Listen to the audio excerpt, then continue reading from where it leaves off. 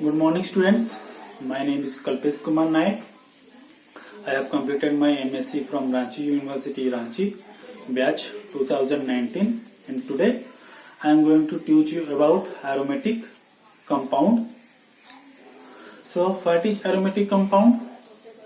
ये किस तरह के कंपाउंड को हम एरोमेटिक कंपाउंड बोलेंगे? तो हमने पहले से पढ़ा हुआ है एलिफेटिक कंपाउंड के बारे में और साइक्लिक कंपाउंड के बारे में।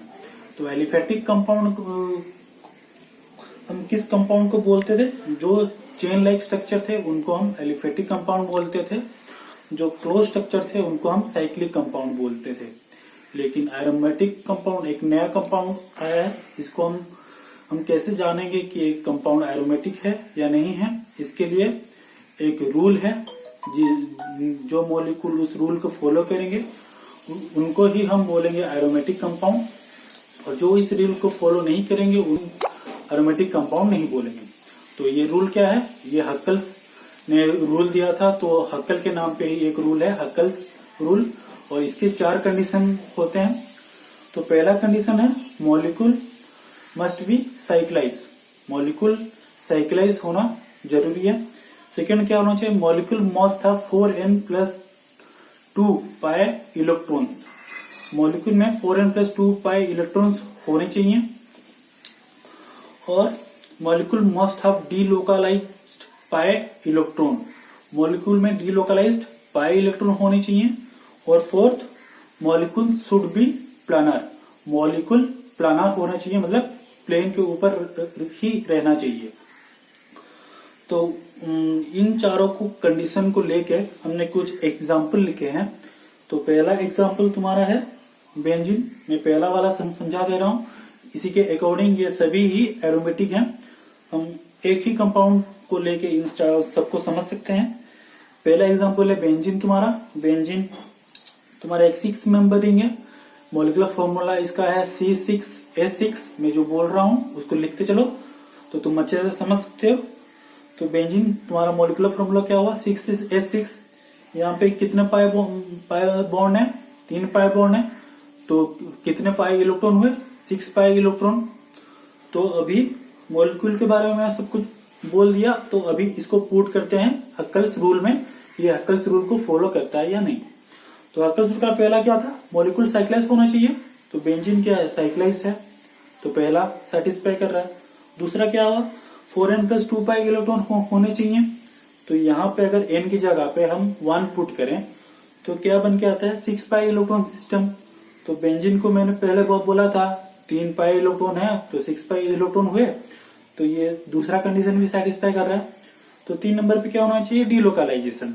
तो डीलोकलाइजेशन, यहाँ पे कंजुगेटेड डबल बॉन्ड है बेंजीन में, तो यहाँ पे डीलोकलाइजेशन है यहाँ पे। तो तीसरा कंडीशन सेटिस्फाई कर रहा है। चौथे में क्या है? प्लानर होना चाहिए। तो बेंजीन में जो कार्बन आटम है वो सब sp2 हाइब्रिडाइज हैं। तो sp2 हाइब्रिडाइज होने से क्या होता है? जो स्ट्रक्चर बनता है वो ट्राइगोनल प्लानर बनता है। तो बेंजीन के सभी कार्बन sp2 हाइब्रिडाइज हैं, तो इसका स्ट्रक्चर प्लानर ही रहता है। तो चौथा कंडीशन भी सेटिस्फाई कर रहा है। तो इसी के लिए बेंजीन को हम बोलेंगे एक एरोमेटिक कंपाउंड। तो बेंजीन की तरह नैप्थेलीन भी दो अगर बेंजीन रिंग ले हम तो उसको नैप्थेलीन बोलेंगे। अगर 3 बेंजीन रिंग लेते हैं तो उसको एंथ्रासीन बोलेंगे। तो ये तीनों में कॉमन क्या है? ये तीनों है कार्बन, ये तीनों कंपाउंड कार्बन और हाइड्रोजन को लेके ही बने हैं। लेकिन ऐसे कुछ भी मॉलिक्यूल हैं जो बस कार्बन आटम और हाइड्रोजन नहीं, कुछ हेट्रो आटम को लेके भी बने हैं। तो कुछ एग्जाम्पल है उनके, ये 4 एग्जाम्पल हैं उसके। पहला वाला क्या कंटेंट करता है? ऑक्सीजन को कंटेंट कर रहा है, तो इसको क्या बोलते हैं हम? फ्यूरान। दूसरा वाला क्या कंटेंट करता है? सल्फर, तो इसको बोलते हैं हम थायोफिन। तीसरा वाला क्या है? नाइट्रोजन, तो इसको हम बोलेंगे पायरॉल। और चौथा वाला क्या है? 6 मेंबर, और ये नाइट्रोजन कंटेंट कर रहा है, तो इसको हम क्या बोलेंगे? पिरिडीन। तो ये सब भी लोकलाइज्ड हैं। डीलोकलाइजेशन है इनमें, इलेक्ट्रॉन लोकलाइज नहीं है, इलेक्ट्रॉन क्लाउड। तो ये सब एरोमेटिक कंपाउंड के अंडर में जाता है। तो ऐसे कुछ मॉलिक्यूल भी हैं जो मॉलिक्यूल बेसिकली तो एरोमेटिक नहीं होते, मगर उनमें कुछ आयन, अगर वो आयनिक फॉर्म में हो तो वो एरोमेटिक कहलाते हैं। ऐसे कुछ एग्जांपल हैं ये दोनों, जैसे कि ये मॉलिक्यूल अगर नॉर्मली देखा जाए तो एरोमेटिक नहीं है क्योंकि इसमें कंजुगेशन नहीं है, लेकिन अगर इसमें एक नेगेटिव चार्ज ले आते हैं तो ये क्या होता है, यहाँ पे डीलोकलाइजेशन हो सकता है, तो ये तुम्हारा एरोमेटिक कंपाउंड के अंडर में आ जाता है। इसी तरह ये जो साइक्लोप्रोपीन है, ये भी अगर पॉजिटिव चार्ज है, यहाँ पे एक डबल बॉन्ड है, तो ये 4n+2 को सेटिस्फाई कर रहा है, यहाँ पे डीलोकलाइजेशन रहता है और ये साइक्लिक है, तो ये सभी कंडीशन को सेटिस्फाई कर पा रहा है, तो इसको हम एरोमेटिक कंपाउंड के अंडर ही रखेंगे। तो अभी मैंने जो सब कंडीशन बोले, जितना सब एग्जाम्पल दिखाए हैं, इसी को लेके मैं कुछ तुमको क्वेश्चन दे रहा हूं, तो उनमें से आपको चूज करना है कि कौन सा कंपाउंड एरोमेटिक है और कौन सा कंपाउंड नहीं है। मैंने कुछ 4 कंपाउंड बनाए हैं, उनमें से आपको बोलना है कौन सा एरोमेटिक है कौन सा नहीं है। तो पहला वाला क्वेश्चन क्या है, पहला वाला एक है तुम्हारा चेन लाइक स्ट्रक्चर है। तो हमारा हकल थ्योरी में जैसे हमने बोला था कि मॉलिक्यूल पहले क्या होना चाहिए, साइक्लाइज होना चाहिए, कंजुगेटेड डबल बॉन्ड होना चाहिए, 4n+2 इलेक्ट्रॉन होनी चाहिए, डीलोकलाइजेशन होना चाहिए। तो इसमें कंजुगेटेड डबल बॉन्ड है, डीलोकलाइजेशन है, यहाँ पे ये प्लानर है मॉलिक्यूल, पर ये मॉलिक्यूल क्या है तुम्हारा, साइक्लाइज नहीं है, तो इस मॉलिक्यूल को हम एरोमेटिक कंपाउंड नहीं बोलेंगे क्योंकि एक कंडीशन ये फुलफिल नहीं कर पा रहा। तो इसी तरह कोई भी मॉलिक्यूल अगर एक भी कंडीशन को नहीं मानता हक्कल सूल के, तो उसको हम एरोमेटिक कंपाउंड नहीं बोलेंगे। तो दूसरा जो है ये तुम्हारा साइक्लिक है, कंजुगेटेड डबल बॉन्ड भी है उसमें, लेकिन ये इसका लिमिटेशन क्या हो रहा है, ये 8 इलेक्ट्रॉन सिस्टम है जो कि तुम्हारा सेटिस्फाई नहीं कर रहा 4n+2 इलेक्ट्रॉन सिस्टम को, जिसके लिए हम इसको एरोमेटिक कंपाउंड नहीं बोलेंगे। तीसरा तुम्हारा आता है साइक्लोपेंटाडाइइनाइल। साइक्लोपेंटाडाइइनाइल में क्या है, तुम्हारा 2 पाई बॉन्ड है, तो यहाँ पे कंजुगेशन भी नहीं है, मतलब डबल बॉन्ड कंजुगेशन सिस्टम में भी नहीं है, तो यहाँ पे डीलोकलाइजेशन नहीं है मॉलिक्यूल में, तो ये इसको तुम एरोमेटिक कंपाउंड नहीं बोलोगे क्योंकि ये हक्कल्स रूल को ओबे नहीं कर पा रहा। चौथा तुम्हारा आ गया बेंजीन। हमने प्रीवियसली डिस्कस किया था कि इसने चारों कंडीशन को सेटिस्फाई किया, तो तुम्हारा बेंजीन होता है एरोमेटिक कंपाउंड। तो हमने जो भी सब एग्जाम्पल दिए हैं, हेटेरो आटम के दिए या एनायन के दिए, ये सब तुमको बस एरोमेटिसिटी समझने में हेल्प करेगा, इसलिए हमने दिया हुआ है। लेकिन हमने इस चैप्टर में बस बेंजीन को ही पढ़ना है, बेंजीन के स्ट्रक्चर, बेंजीन का स्टेबिलिटी और बेंजीन कैसे प्रिपेयर होता है और बेंजीन किस तरह का रिएक्शन दिखाता है, हम बस उसके बारे में ही पढ़ेंगे। तो अभी हमारा हेडिंग है बेंजीन, उसके स्टेबिलिटी के बारे में, उसका स्ट्रक्चर कौन सा स्ट्रक्चर में रहता है वो, और उसका रिएक्शन। तो ये 5 स्ट्रक्चर हैं बेंजीन के। ये पहला है डबल बॉन्ड, ऐसे भी रह सकता है, डबल बॉन्ड इस तरह से भी रह सकता है, और डबल बॉन्ड इन 3 तरीके से भी रह सकता है यहाँ पे। लेकिन मेन बात ये है कि ये जो 2 स्ट्रक्चर हैं बेंजीन के, ये कंट्रीब्यूट करते हैं, मेन जो बेंजीन का स्ट्रक्चर है यहाँ पे 80% कंट्रीब्यूट करते हैं, और ये जो 3 स्ट्रक्चर है ये कंट्रीब्यूट करते हैं ओनली 20%। तो हम जो बेंजीन के आगे जो पढ़ेंगे, बेंजीन के स्टेबिलिटी के बारे में, बेंजीन कैसे रिएक्ट करता है, तो हम इन 2 स्ट्रक्चर को लेके ही पढ़ेंगे, क्योंकि ये जो स्ट्रक्चर है बहुत अवेलेबल, बहुत कम है। तो हम अगर बेंजीन के बारे में जानना चाहते हैं तो थोड़ा एक्यूरेसी लाना चाहते हैं, उसके स्टेबिलिटी का कैलकुलेट, कितना स्टेबल है उसको कैलकुलेट करके, तो हम इन 2 स्ट्रक्चर को ही लेंगे। तो हम अभी इन 2 स्ट्रक्चर को लेके ही आगे पढ़ना शुरू करेंगे। तो उसके अभी तो स्ट्रक्चर हो गया, उसके बाद क्या आता है स्टेबिलिटी। बेंजीन स्टेबल है, या नहीं है, और है तो कितना है स्टेबल, इसको हम देखेंगे। तो हम पहले स्टेबिलिटी देखने के लिए एंथैल्पी ऑफ हाइड्रोजिनेशन के थ्रू हम देखेंगे कि बेंजीन कितना स्टेबल है। तो एंथैल्पी ऑफ हाइड्रोजिनेशन क्या है? Enthalpy of hydrogenation is the amount of enthalpy change when an unsaturated hydrocarbon gets hydrogenated. इसका मतलब क्या हुआ कि जब एक डबल बॉन्ड एक H2 के साथ रिएक्ट करके टूटता है तो जितना एनर्जी निकलता है उसको हम बोलेंगे एंथैल्पी ऑफ हाइड्रोजिनेशन। तो हमने एक साइक्लोहेक्सिन लिया हुआ है, उसको H2 के साथ ट्रीट किया है, तो क्या बना है साइक्लोहेक्सेन। और यहाँ पे एक सिंगल डबल बॉन्ड है, तो ये जब टूटता है तो कितना एनर्जी निकलता है, delta H equal to minus 119.5 kilojoule mole inverse. तो यहाँ पे एक डबल बॉन्ड है तो कितना एनर्जी निकला है 119.5 किलोजूल मोल इनवर्स। तो यहाँ पे जब 3 डबल बॉन्ड आएगा तो यहाँ पे 3 H2 के साथ रिएक्ट करेगा और साइक्लोहेक्सेन देगा, तो कितना एनर्जी निकलना चाहिए हम मल्टीप्लाई कर सकते हैं। 119.5 को 3 के साथ मल्टीप्लाई कर सकते हैं और देख सकते हैं कितना आएगा। तो ये आता है माइनस 358.5 किलोजूल मोल इनवर्स। लेकिन ये तुम्हारा क्या है एक्सपेक्टेड है, और हम बोल सकते हैं ये हम कैलकुलेट कर रहे हैं। तो कैलकुलेटेड है क्योंकि तुम्हारा आना चाहिए minus 358.5 kilojoule mole inverse.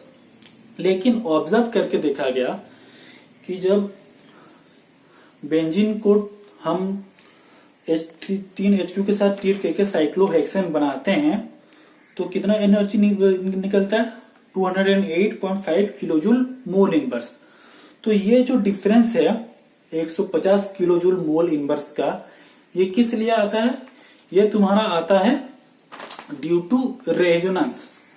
Benzene में जो डीलोकलाइजेशन है पाई इलेक्ट्रॉन का, जो थ्रू आउट द मॉलिक्यूल होता है, पाई इलेक्ट्रॉन डेंसिटी जो थ्रू आउट द मॉलिक्यूल रहता है, जो मॉलिक्यूल का स्टेबिलिटी प्रोड्यूस करता है, उसी के लिए ये 150 किलो जूल मोल इनवर्स का कमी आता है उसके एनर्जी में।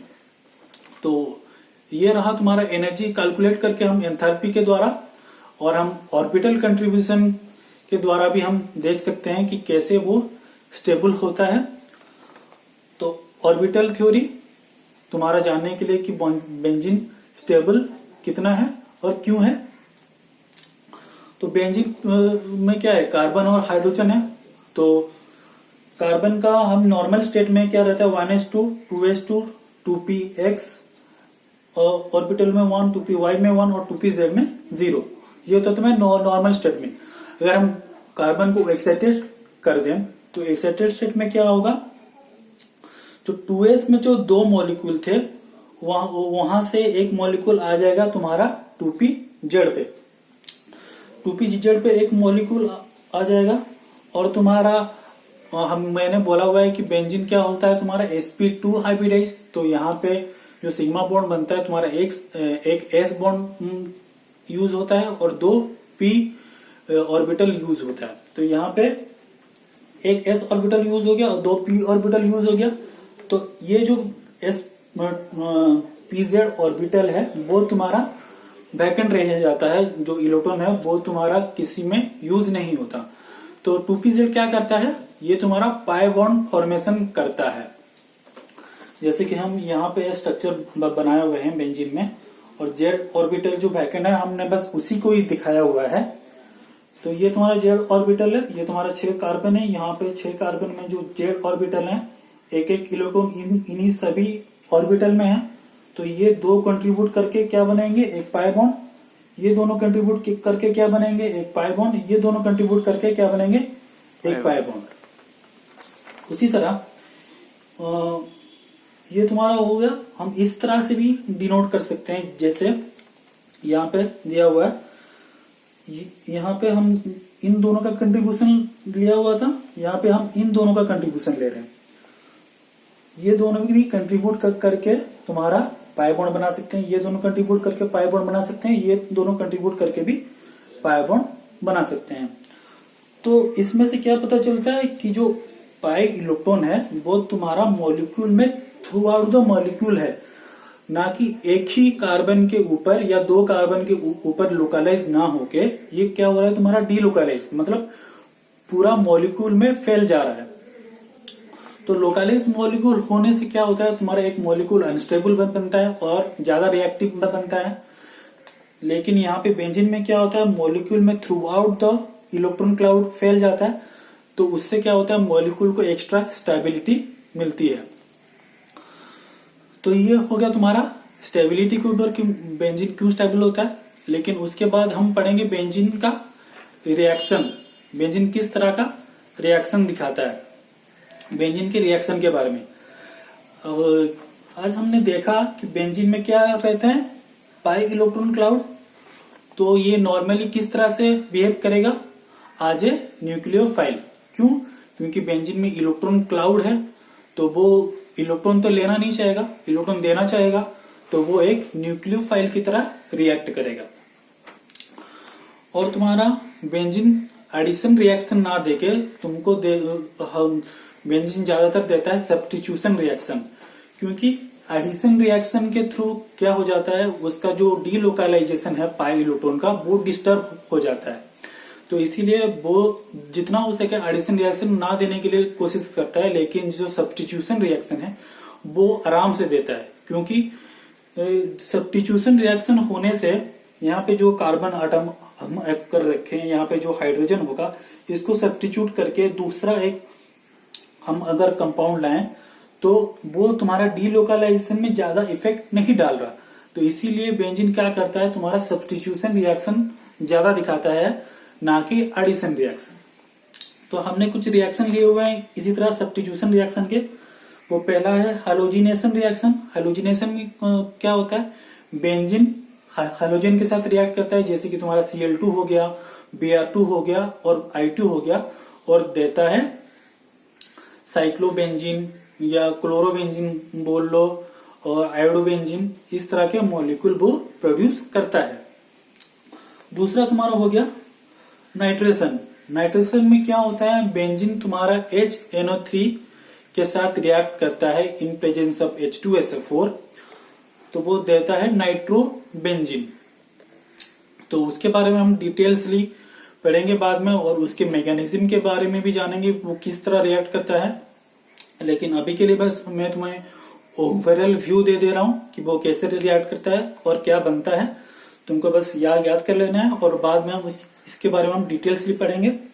और थर्ड हो गया तुम्हारा सल्फोनेशन। सल्फोनेशन में क्या होता है बेंजीन तुम्हारा H2SO4 के साथ रिएक्ट करता है और देता है तुम्हारा सल्फोनेशन। और फोर्थ और most important reaction of benzene that is Fidel cup alkylation. इसमें क्या होता है